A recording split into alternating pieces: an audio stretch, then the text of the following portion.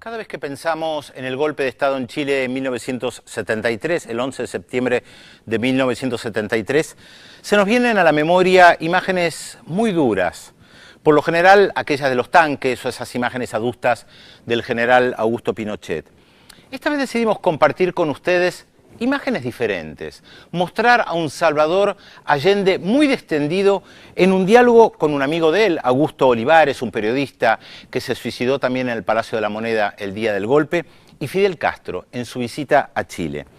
Allende asumió el 4 de septiembre de 1970 y poco más de un año después Fidel Castro llegó en una visita oficial a Chile y se quedó casi 3 semanas y recorrió el país de punta a punta. Un Fidel todavía con mucha energía, 45 años, 12 años después del triunfo de la revolución, el aura de la revolución cubana todavía era muy fuerte y además había varios movimientos guerrilleros en América Latina que justamente levantaban las banderas de la revolución cubana. Sin embargo, en Chile, Salvador Allende había elegido un camino diferente, lo que se llamó la transición pacífica al socialismo. Él había triunfado al Frente de la Unidad Popular con un programa realmente muy radical para tratar de provocar profundas transformaciones estructurales en Chile. De hecho, el 11 de julio de 1971, antes de la llegada de Fidel Castro, él nacionaliza el cobre. ¿Qué vamos a ver hoy? Realmente un diálogo distendido entre dos estadistas, un Fidel muy respetuoso respecto de la figura de Salvador Allende, aunque en ese momento había un debate. Estaba muy claro que lo que impulsaba a Cuba eran los movimientos armados para la toma del poder, como había sucedido en Cuba. Buscaban la revolución por la vía armada. En Chile se buscaba un camino diferente. Vamos a ver un diálogo, les reitero, muy distendido entre dos estadistas que no se privan de comentar nada de lo que estaba pasando en ese momento en Chile y en Cuba.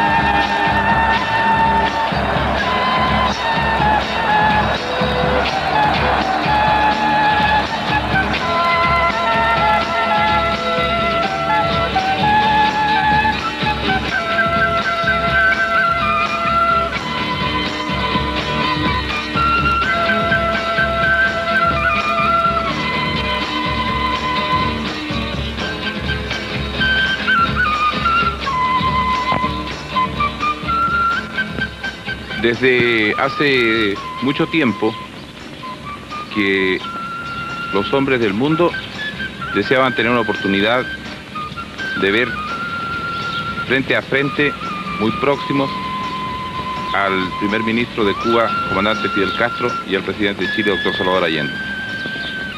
Es interesante que sea América Latina la que haya producido este fenómeno que en estos instantes concita la atención de todo el mundo.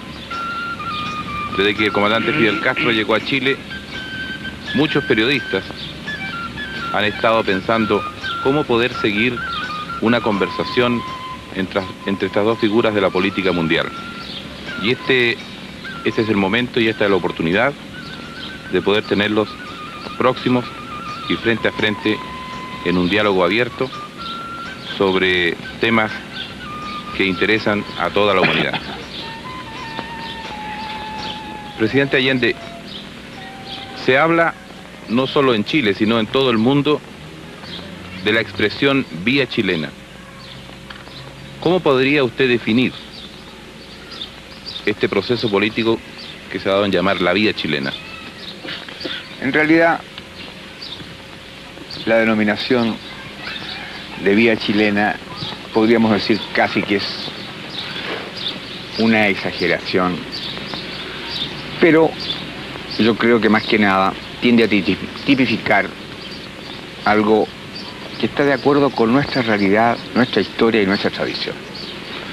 Pueblos que luchan por su emancipación tienen lógicamente que adecuar a su propia realidad las tácticas, ¿no?, y la estrategia que ha de conducirnos a las transformaciones. Chile, por sus características, por su historia, es un país en donde la institucionalidad burguesa ha funcionado a plenitud y en donde dentro de esta legalidad burguesa el pueblo sacrificadamente ha ido avanzando y consiguiendo conquistas, ha ido concientizándose, ha ido comprendiendo que no es dentro de los regímenes capitalistas ni del reformismo en donde Chile podrá alcanzar la dimensión de país dueño de su independencia económica y capaz de llegar a niveles superiores de vida y de existencia. Hay que considerar entonces que Chile tiene condiciones diferentes a otros países. Quiero, por ejemplo, destacar que el Congreso chileno ha tenido 160 años de ininterrumpido funcionamiento. Quiero hacer ver que las Fuerzas Armadas chilenas son Fuerzas Armadas profesionales, que a lo largo de nuestra historia han estado al margen de una acción política propiamente tal.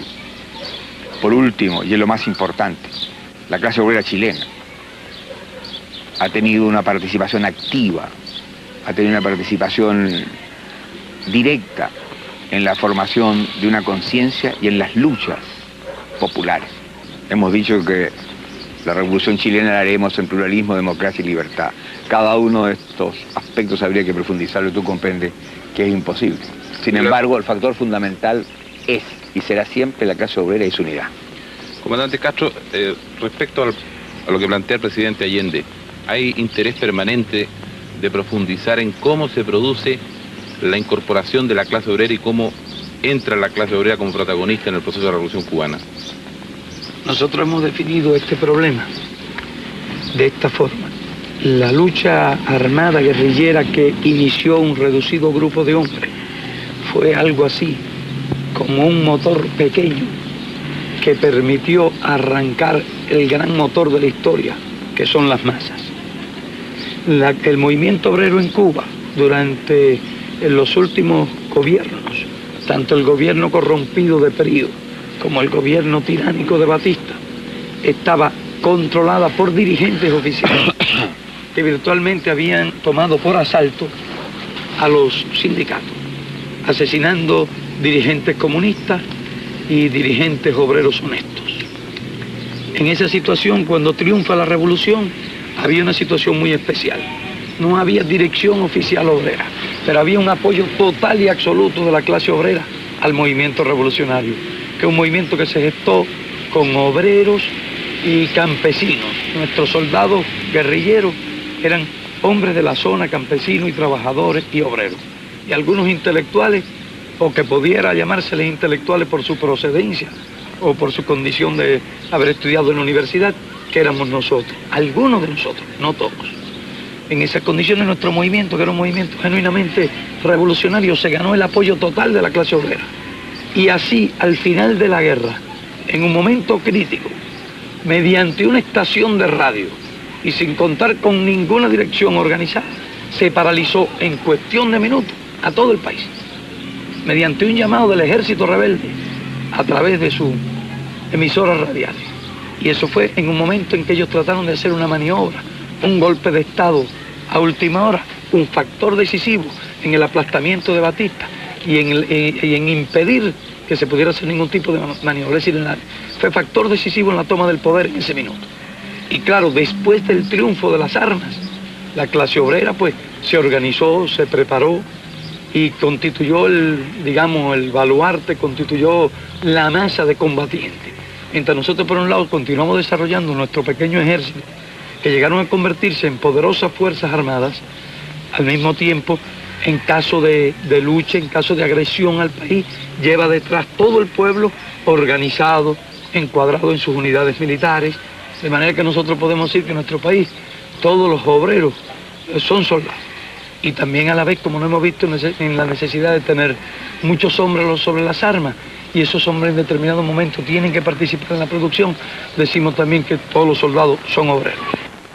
Presidente, la clase obrera, de acuerdo con las dos respuestas de ustedes, pasa a ser el elemento protagonista dentro del proceso. Hay un elemento, el escenario. ¿Usted podría hablarnos un poco de la tradición chilena, de la tradición de lucha y del estilo del país? Claro. A propósito, ahí se oyen algunos gritos que son de mis vecinas. Al lado hay un colegio, el Sagrado Corazón, y quieren verte. Bien, para contestar la pregunta de Augusto Olivares, quiero decirte, Fidel, que lógicamente Chile tuvo, por las características mismas de su régimen, la posibilidad de que la clase obrera se organizara. Nació el movimiento obrero chileno en zonas controladas por el imperialismo, y que siempre tuvo una conciencia antiimperialista. En el Salitre, Luis Emilio Recabarren fue el organizador, el orientador, el dirigente de la clase obrera. Y las luchas del proletariado chileno en el campo sindical llevaron muchas veces, como en la mayoría de los países también, a la represión violenta. Sin embargo, se superó y logró, a partir de 1939, unificarse en la Central Única de Trabajadores. Pero antes, los campesinos y los obreros habían formado sus partidos de clase. Así tenemos nosotros que el Partido Comunista es el más antiguo de América Latina, uno de los más antiguos del mundo y, por cierto, en relación a la población, uno de los más poderosos.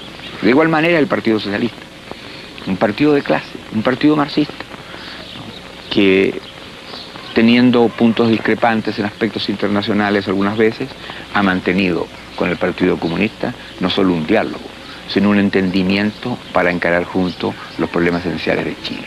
Y allí que desde 1951 el Partido Socialista y el Partido Comunista empezaron a caminar por el sendero de un proceso de clase y con la decisión de hacer posible un vasto y amplio movimiento que permitiera los cambios estructurales de la vida chilena.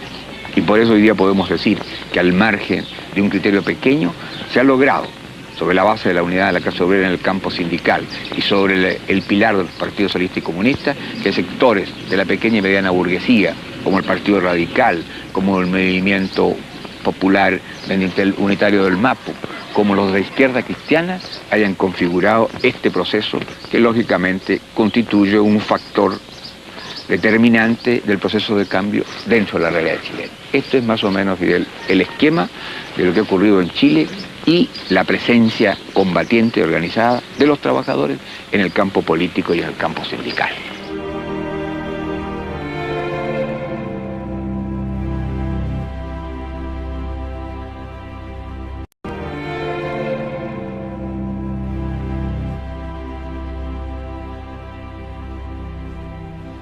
está muy acostumbrado a ver imágenes de Fidel Castro cuando se dirige a multitudes, con mucho entusiasmo, con mucho fervor. Lo mismo pasaba también con Salvador Allende. Uno también está acostumbrado a ver esas imágenes de fervor. Acá vemos algo diferente. Están los dos distendidos, un periodista en el medio, muy amigo de Salvador Allende, cómplice se puede decir, pero punzante también en las preguntas. Y es interesante que hablan de temas que tienen mucha actualidad. Hablan del rol de los medios de comunicación. El rol de los medios en Chile fue fundamental para la caída de Salvador Allende. Hablan del futuro incierto de los jóvenes. Por supuesto que la realidad cambió mucho si uno piensa lo que han pasado en estos últimos 40 años. Y ya hablan de la posibilidad de la interrupción por la vía violenta del proceso de transición pacífica al socialismo. Alertan sobre la posibilidad de un golpe. Pero también es verdad, fíjense, que Salvador Allende resalta una y otra vez la lealtad de las Fuerzas Armadas. Pero Fidel Castro ya menciona la palabra fascismo, que es lo que se vio justamente después del golpe. Vamos a ver la segunda parte del documental. La motivación de los pueblos en su lucha a través de la historia es variadísima. ¿Cómo podría usted definir, comandante, la motivación de la lucha del pueblo cubano? Bueno, yo creo que la motivación ha sido la misma. Los pueblos históricamente han luchado por su libertad. Esas fueron las causas, por ejemplo, de las luchas nacionales. Si te remontas un poco más atrás, te encuentras siempre que hubo grandes luchas por la supervivencia, grandes luchas sociales dentro de cada uno de las sociedades que se han conocido a lo largo de la historia, porque aparte de la lucha de los pueblos por su existencia, frente a otras comunidades, han existido las luchas en el interior de las comunidades, como han sido las grandes luchas sociales. Digamos, por lo menos de acuerdo con nuestra concepción, que el gran motor de la historia han sido las luchas de las masas oprimidas contra los opresores. Y eso está perfectamente estudiado y se conoce desde que existen las clases en la sociedad humana. En nuestro país existía la doble motivación de un país sometido y humillado por el imperialismo, y además dentro de esa situación una gran masa de campesinos sin tierra, una gran masa obrera explotada, unas condiciones de miseria espantosa, falta total de asistencia médica para las capas pobres de la población, deficiente sistema educacional, un porcentaje altísimo de analfabetos, falta de perspectiva para la juventud, cientos de miles de desempleados, es decir, que había una situación social desesperada. Podríamos decir que la gran motivación de nuestro pueblo era la lucha por la vida. ¿Qué porcentaje de Fidel tenía usted de desempleo? Más o menos. Bueno, era muy grande. Se calcula que en determinados momentos del año había 500.000 de personas sin empleo, de una población que en ese momento tenía 6,5 millones de habitantes, y donde la población trabajadora activa podía llegar a ser entre 1,5 millones y 2. Porque nosotros teníamos las zafras de caña, por lo menos cuando la revolución triunfa, ya habría una gran población excedente, que no la había al principio de la República, cuando era mucho más reducida. No había crecido para nada la economía, y en cambio se había duplicado la población. Eso engendró un desempleo temporal hasta de 500.000 de personas, y un desempleo permanente que pudiera ser de 150.000, 200.000 personas. Esa era a grandes rasgos la situación. La experiencia política chilena es seguida con atención en todo el mundo. Es una experiencia que tiene obstáculos. ¿Cómo podría usted definir esos obstáculos? ¿Te das cuenta, Fidel? 3 minutos para definir los obstáculos de una revolución que tiene que hacerse dentro de la democracia burguesa y con los cauces legales de esa democracia. Sin embargo, tú sabes perfectamente bien que hemos avanzado. Obstáculos. ¿Nacen de qué?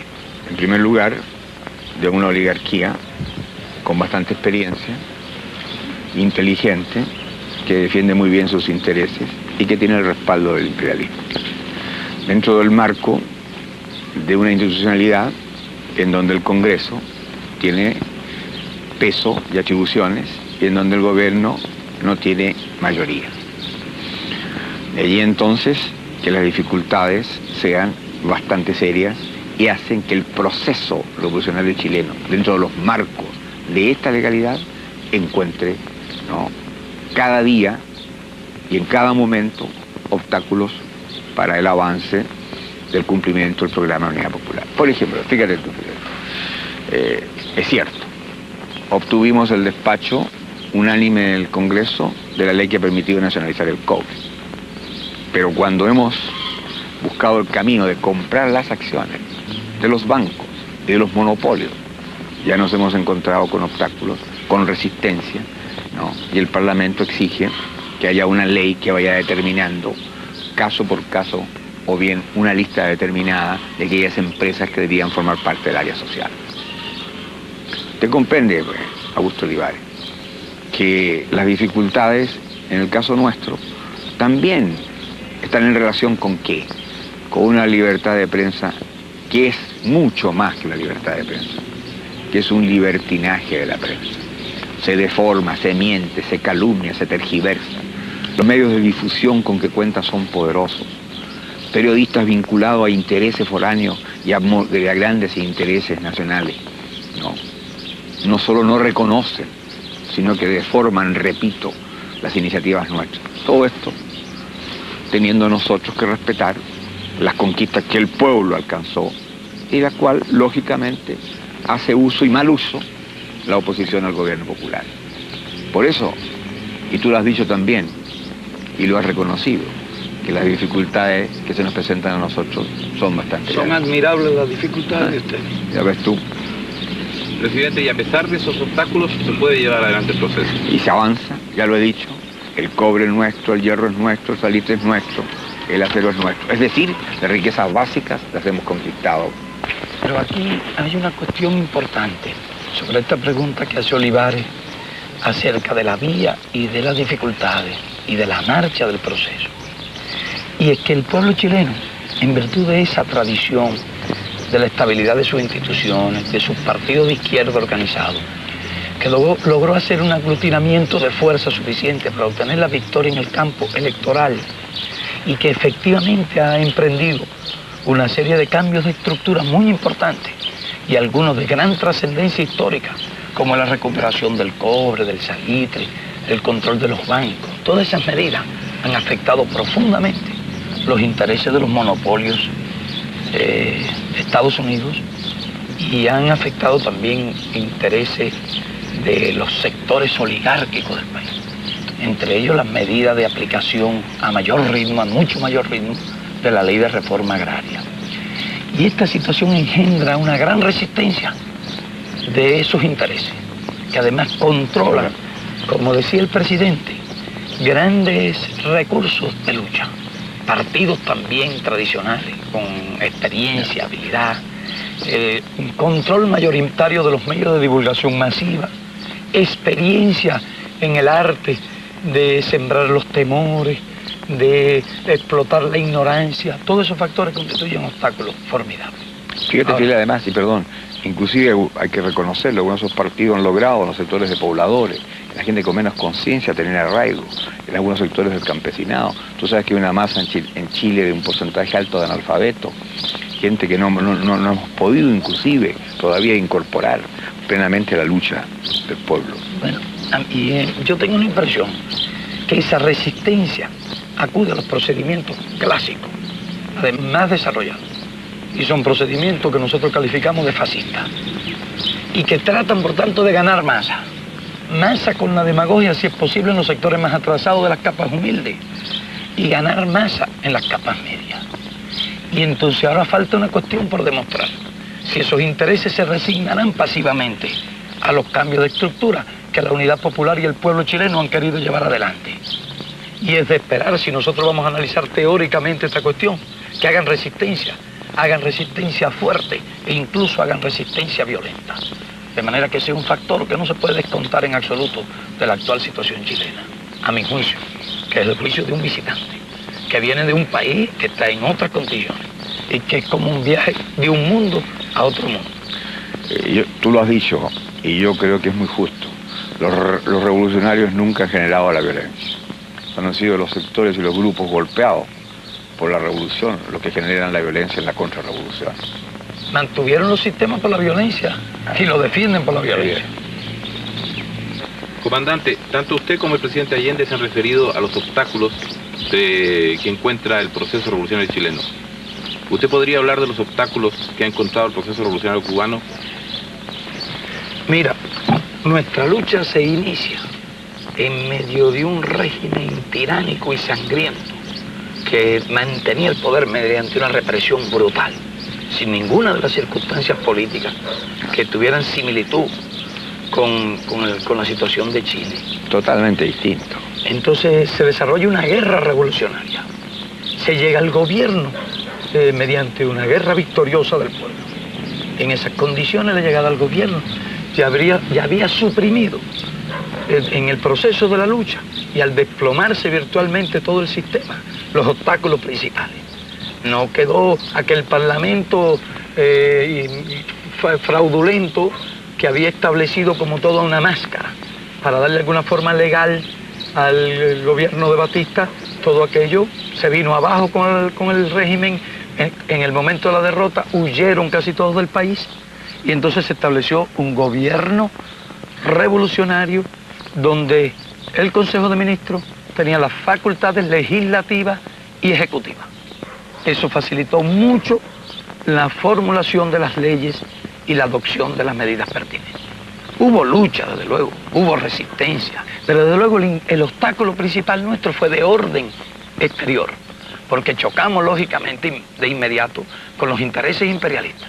Y entonces el imperialista constituyó la oposición fundamental, una formidable oposición a nuestro país, y que además utilizaba los factores internos, las clases, los terratenientes, los elementos más reaccionarios. Inmediatamente comenzó a organizarlo y a vertebrarlo para una lucha que en un momento dado fue ideológica, pero que durante muchos años fue violenta. Mira, Fidel, allá también el imperialismo controlaba la tierra. El imperialismo controlaba la tierra. El cobre nuestro es la caña de azúcar. Y la caña se cultivaba en las mejores tierras. Y las mejores tierras cañeras eran de la United Fruit Company y de otras numerosas compañías de Estados Unidos. De manera que nuestra ley de reforma agraria nos hace chocar de inmediato contra los intereses imperialistas. Te hice esa pregunta porque es distinto. Aquí controlaban las minas, allá controlaban las tierras. Exactamente. La diferencia era que nosotros no teníamos esos obstáculos de que hablaba el presidente, indiscutiblemente. Lo que sí tuvimos fue una lucha muy frontal del imperialismo que ha durado estos 13 años. ¿Sigue siendo el imperialismo el obstáculo principal del proceso? Nosotros diríamos que el obstáculo de orden objetivo fundamental es ese. Luego hay obstáculos de orden subjetivo. Nosotros no hemos tenido tiempo todavía de desarrollar toda una nueva generación de técnicos, de ingenieros. Eso llevan 20 años por lo menos. Hemos trabajado muy duramente en eso, pero nos encontramos niveles de ignorancia, niveles de subdesarrollo técnico. Perdón, Fidel, en el campo médico, te hago esa pregunta, que tú sabes que yo soy médico. Sí. ¿Cuántos médicos tenían y cuántos se fueron de Cuba? Teníamos 6.000 y ellos lograron llevarse de Cuba 3.000 médicos. Nos redujeron a la mitad. ¿Y han logrado ahora? Ahora tenemos 8.000. Extraordinario. Y más de 5.000 estudiando en la universidad, estudiando con una gran calidad y bien repartidos. Por eso nuestros servicios médicos hoy son realmente, pero muy buenos, dentro de nuestra situación de recursos materiales. Y mejoran día a día. Y se ganan importantes batallas contra las enfermedades. Hemos erradicado muchas enfermedades infecciosas y incluso la tuberculosis está prácticamente casi erradicada en nuestro país. Numerosos hospitales antituberculosos ya se están transfiriendo a policlínicos, hospitales materno-infantiles.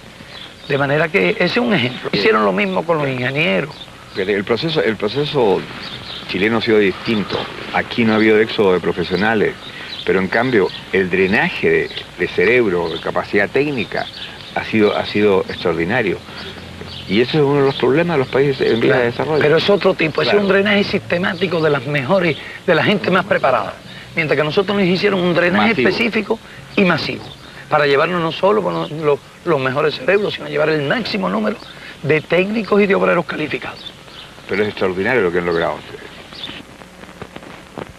Viendo, presidente, con la visita del primer ministro Fidel Castro, se ha producido un repunte de los sectores adversos a su gobierno. ¿Qué juicio? Y qué manera tan fina de llamar sectores adversos. ¿Te das cuenta, Fidel? Yo tengo En la prensa de que tú hablabas. Yo soy periodista objetivo, comandante, así que tengo que hacer una pregunta. ¿Y acaso cree que es objetivo llamar con tanta finura a la antítesis de este proceso? Por eso, justamente, eso es lo que quería entrar en la pregunta. ¿Qué piensa usted, presidente, que se produciría en Chile si la contrarrevolución se alzara? En primer lugar, creo que es útil destacar, como usted lo ha dicho, Augusto Olivares, que se ha recrudecido el proceso con la presencia de Fidel. Es lógico. De manera que yo tengo la culpa, ¿no? No, pero ellos saben lo que significa la presencia de Cuba y la presencia de Fidel Castro en Chile. Ellos tienen conciencia de que es vitalizar el proceso revolucionario latinoamericano.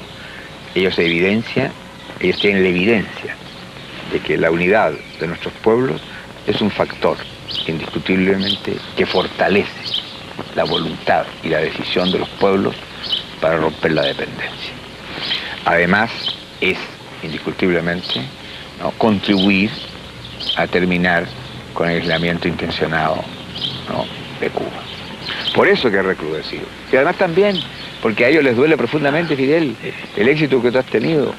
El hecho que mineros, campesinos, obreros, soldados, sacerdotes hayan dialogado contigo, las grandes manifestaciones de masa, claro, lógicamente, han sido de cariño y afecto para ti la Revolución Cubana, pero también en el fondo, ¿no?, de apoyo al gobierno, porque es el gobierno del pueblo el que ha hecho posible tu presencia aquí, ¿verdad? Es cierto, pero te voy a decir una cosa. La mano del imperialismo está detrás de todo eso, sin ninguna duda.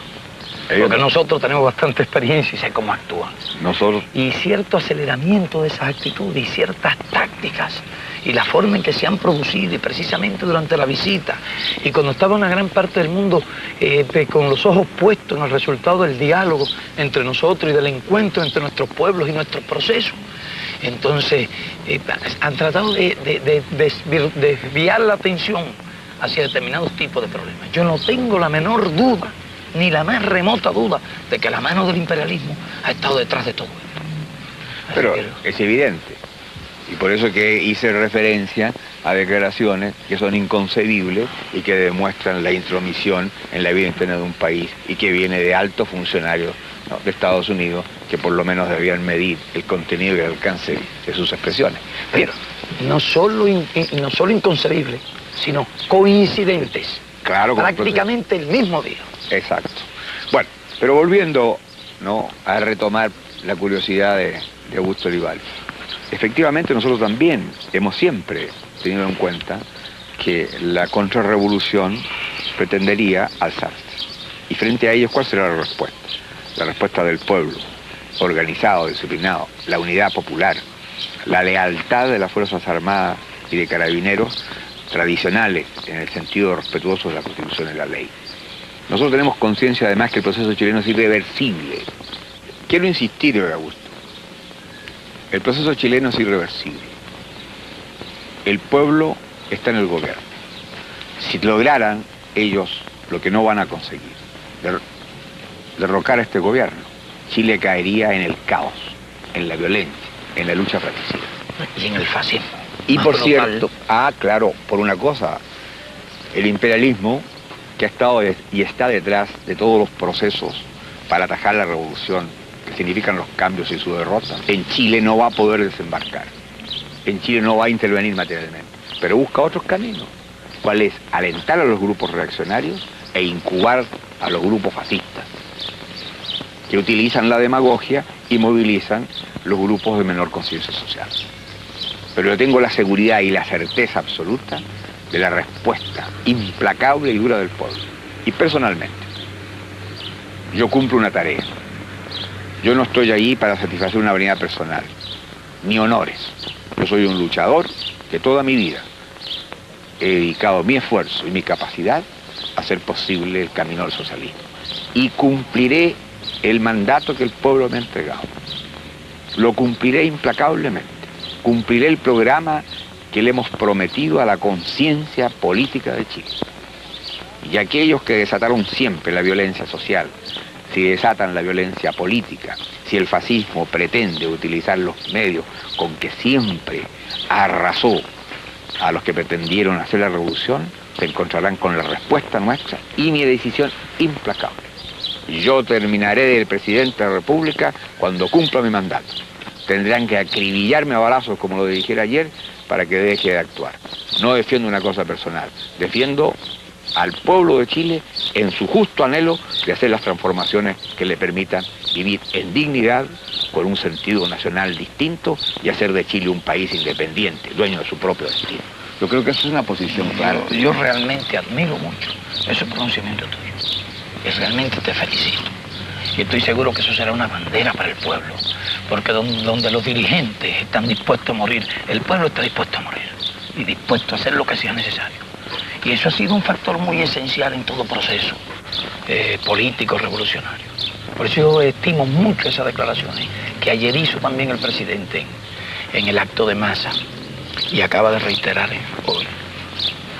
Sí. No queda otra posibilidad que también hacerles entender a ellos que este no es un proceso de un hombre. Este es un pueblo consciente, con dirigentes que sabrán continuar el camino en el evento que algo ocurriera. Ya tenemos nosotros la presencia de los trabajadores, dirigiendo las empresas, actuando en los ministerios, participando en las resoluciones fundamentales.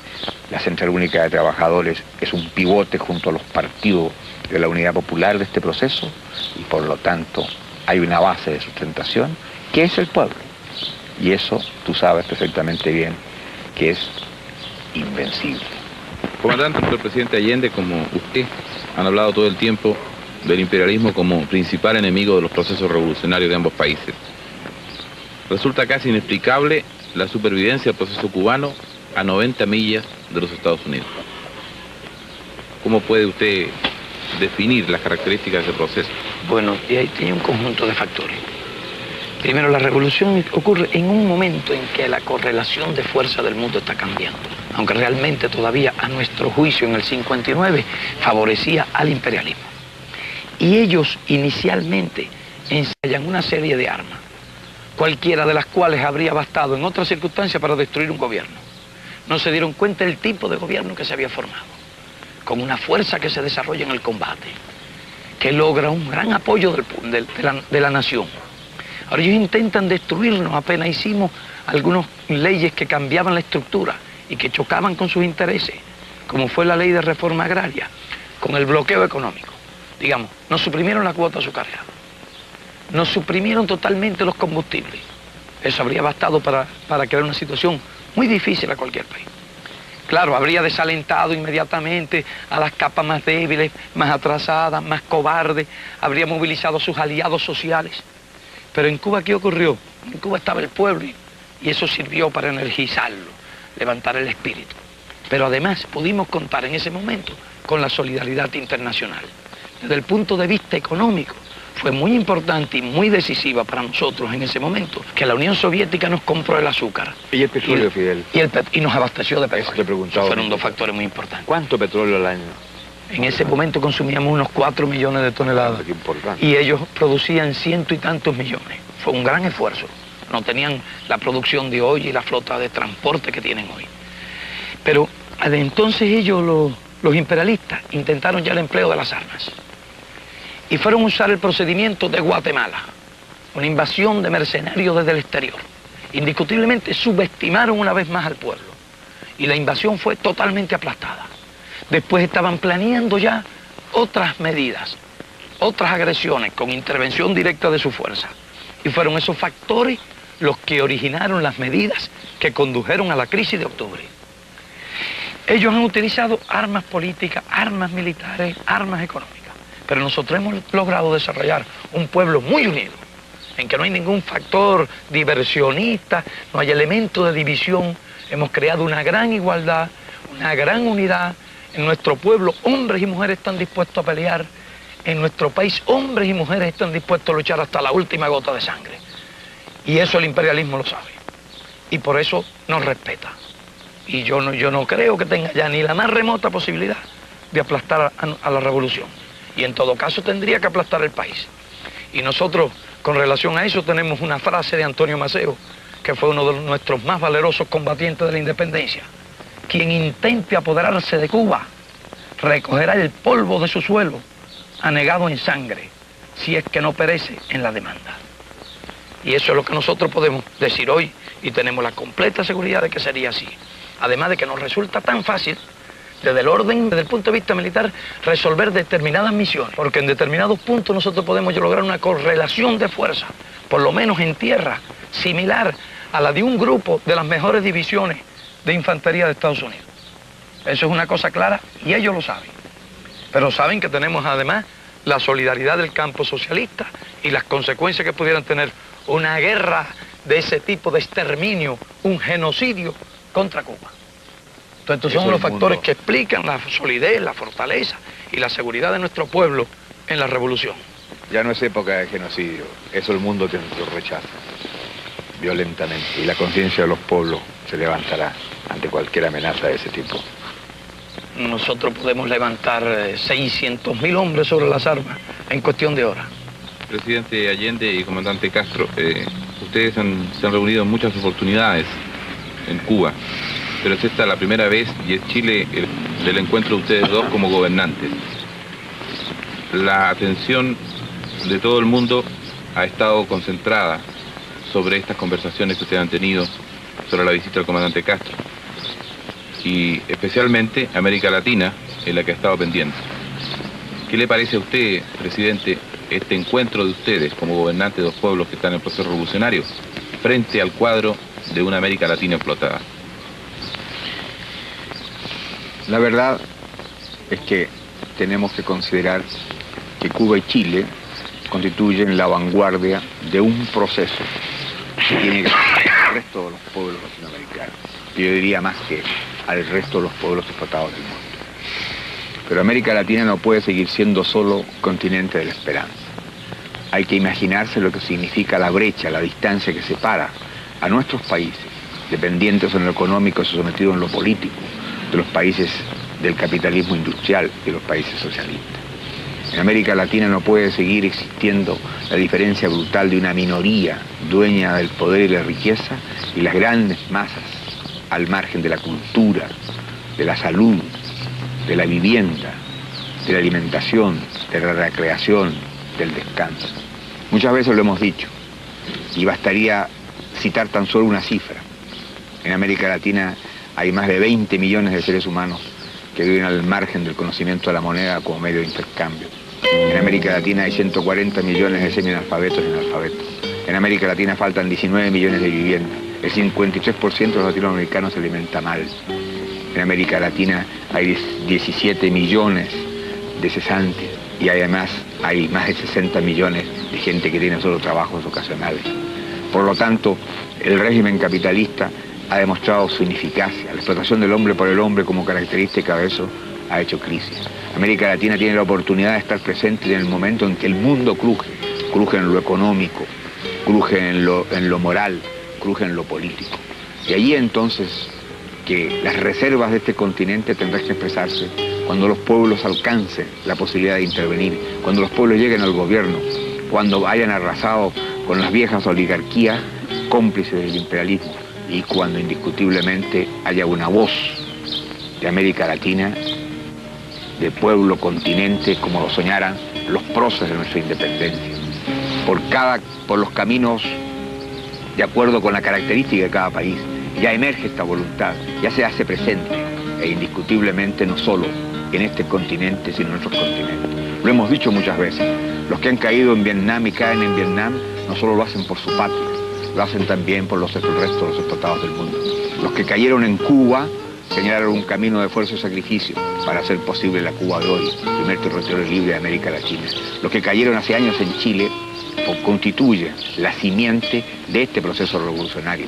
Los pueblos explotados del mundo tienen conciencia de su derecho a la vida y por eso que el enfrentamiento está más allá de nuestra frontera y se hará en sentido universal. Pero América Latina tendrá algún día la voz que le corresponde a un pueblo hasta hoy día sometido para que sea mañana la voz de un continente libre.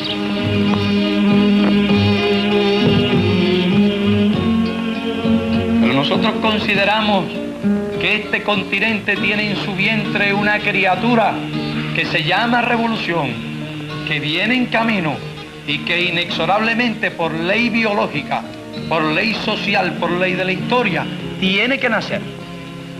Y nacerá de una forma o de otra. El parto será institucional, en un hospital, o será en una casa. Serán ilustres médicos, o será la partera quien recoja la criatura. Pero de todas maneras, habrá parto. América está dormida, pero no por mucho tiempo. Ya empieza a soplar el viento que trae la libertad. América está dormida, pero no por mucho tiempo. Ya empieza a soplar el viento que trae la libertad.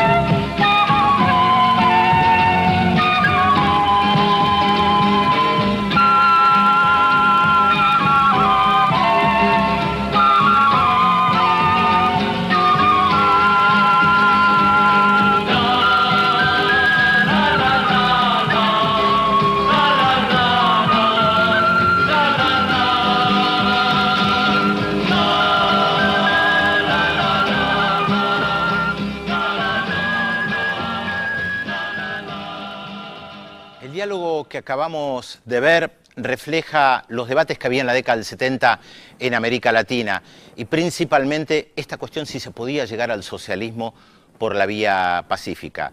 Sin llegar a ninguna conclusión, lo interesante es justamente lo que estaban planteando por un lado Salvador Allende y Fidel Castro. Allende dice, yo cumpliré con mi programa, yo voy adelante con este programa radical que incluyó la nacionalización del cobre, de los salitres, de los bancos.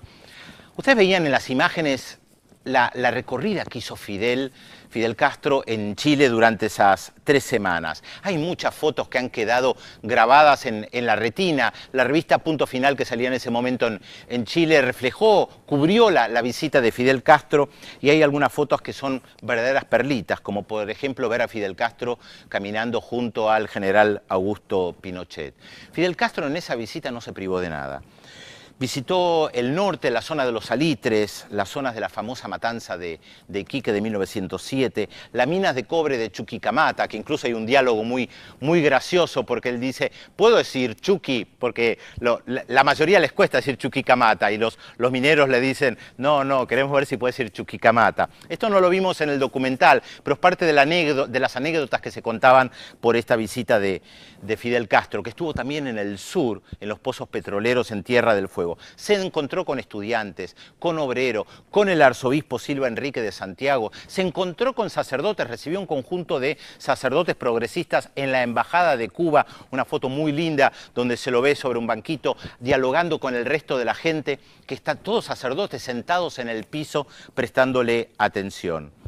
El 29 de julio de 1973, meses antes del golpe, Fidel Castro le escribe una carta que es bastante significativa, porque el 29 de junio hubo un ensayo de golpe de Estado en Chile conocido como el Tancazo o el Tanquetazo. El 29 de julio Fidel le escribe desde La Habana una carta a Salvador Allende, elogia su propósito de continuar con el proceso revolucionario sin contienda civil, son las palabras textuales de Fidel Castro, su decisión de ofrendar la vida, y también le ofrece ayuda.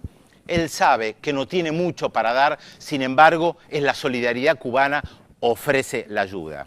Yo les voy a recomendar 2 libros. Ustedes saben, cuando vemos un documental, a mí me gusta recomendar algunos libros. Uno que se llama Salvador Allende, la conspiración contra Chile.